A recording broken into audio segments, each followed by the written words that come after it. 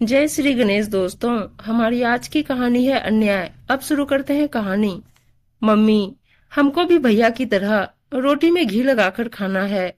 छोटी राजू की थाली में रोटी में घी लगा देखकर मचलते हुए बोली, चुपचाप हटो यहाँ से, मेरे लाडले के खाने में नजर लगा रही हो। सीमा छोटी को एकदम से डपटते हुए बोली और छोटी तो एकदम से सहमकर अपनी थाली लेकर दूर हट गई और आंखों में आंसू भरकर बिना घी लगी रोटी खाने लगी। सीमा, क्यों मेरी बच्ची का दिल दुखाती हो? आखिर मैं सामान लाने में कोई कमी तो नहीं रखता, फिर दोनों बच्चों में भेदभाव क्यों करती हो?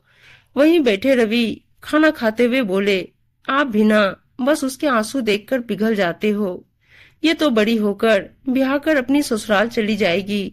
हम लोगों का बुढ़ापा तो राजू के ही सहारे कटेगा ना। मतलब बुढ़ापे का असली सहारा हमारा बेटा बनेगा, ये आपकी लाडली नहीं। सीमा राजू का मुंह चूमते हुए बड़े दुलार के साथ उसको अपने हाथ से एक एक कोड़ खिलाते हुए बोली, कहीं ऐसा ना हो सीमा कि तुम्हारा अति का लाड़ दुलार राजू की आदतों को बिगाड़ दे और तब पछताने का मौका भी ना मिले। रवि एक तरह से चेतावनी देते हुए बोले, आप भी ना कभी शुभ नहीं बोल सकते।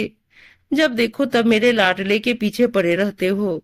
तुम खुद देखना, मेरा बेटा लाखों में एक बनेगा और हम लोगों का नाम रोशन करेगा। सीमा राजू का मुंह चूमते हुए बोली। समय बीतने लगा।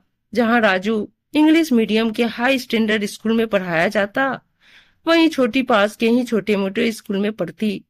रवि ने एडमिशन के समय भी सीमा को बहुत समझाया, लेकिन सीमा ने एक ना सुनी उसकी, क्योंकि घर में चलती भी सीमा की ही थी। राजू सीमा से चाहे जितने रुपये भी मांगता, सीमा बिना पूछताछ किए उसको पकड़ा देती, और छोटी अगर किसी जरूरत के लिए भी पैसे मांगती तो जल्दी उसको नहीं मिलते। धीरे धीरे वही हुआ जो हमेशा होता आया है। राजू की आदतें धीरे धीरे बिगड़ने लगी। वो चोरी छुपे सीमा की पर्स में भी हाथ मार देता। उसकी संगत स्कूल के बिगड़ेल बच्चों के साथ हो गई। छोटी की तो उम्र शादी लायक होने पर कर दी गई, वो भी बिना माँ बाप के लड़के के साथ, और वो ब्याह कर ससुराल चली गई। लेकिन राजू दिन पर दिन बहुत उजरू होता चला जा रहा था। एक दिन स्कूल से उसकी शिकायत आई कि उसने एक लड़की के साथ गलत हरकत करने की कोशिश की। अब तो सीमा का माथा ठनका। हे भगवान, ये मैं क्या सुन रही हूँ?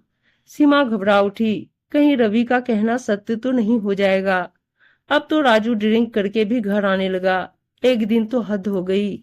जब वो ड्रिंक करके आया और रवि ने उसको डांटा, तब तो उसने सारी हदें पार कर दी और रवि के ऊपर अत्यधिक नशे के कारण हाथ उठा दिया। सीमा तो अपना सिर पकड़कर रोने लगी। काश मैंने रवि की बातों पर ध्यान दिया होता, लेकिन अब पछताए होत का, जब चिड़िया चुग गई खेत। एक दिन राजू ने लड़ झगड़ कर घर अपने नाम करवा लिया और रवि और सीमा को मार पीट कर घर से निकाल दिया। सीमा, इस हालत की जिम्मेदार तुम खुद हो। तुम्हारी ही हरकतों के कारण आज ये दिन हम लोगों को देखना पड़ रहा है। अब बताओ, हम लोग कहाँ जाएंगे? रवि बहुत ज्यादा रोते हुए बोले। अब तो उन दोनों के रहने का कोई भी ठौर ठिकाना ना रहा। एक पड़ोसी ने छोटी को फोन कर दिया और वो रोती हुई दौड़ कर आई और बिना किसी बात की चिंता किए बगैर उन दोनों को अपने साथ ले गई। मम्मी पापा, अब आप लोग यहीं हमारे पास हम लोगों के साथ ही रहेंगी। दामाद किशोर उन लोगों का हाथ पकड़कर बोले, छोटी बेटा, मुझको माफ कर दो। मैंने राजू के कारण तुम्हारे साथ बहुत ज्यादा भेदभाव किया, इसीलिए भगवान ने मुझको ये सजा दी है। सीमा रोती हुई छोटी के गले लिपट गई। मम्मी, अब तो जो कुछ हुआ वो बदला नहीं जा सकता, इसीलिए उन बातों को भूल जाइए। अब आप लोग हमारे साथ हमारे घर में रहिए, क्योंकि हमको बड़ों के छत्र छाया की बहुत आवश्यकता है।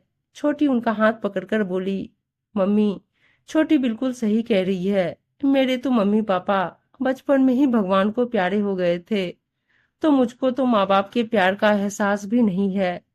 शायद इसीलिए भगवान ने आपको हमारे पास भेज दिया।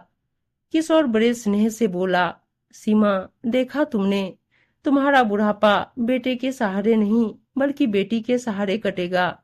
इसी बेटी के साथ तुमने राजू के कारण कितना अन्याय किया, लेकिन आज वही बेटी तुम्हारे साथ खड़ी है। अब तक चुप बैठे रवि बोल उठे, सही कह रहे हैं आप। और सीमा फिर से पछतावे से भर उठी।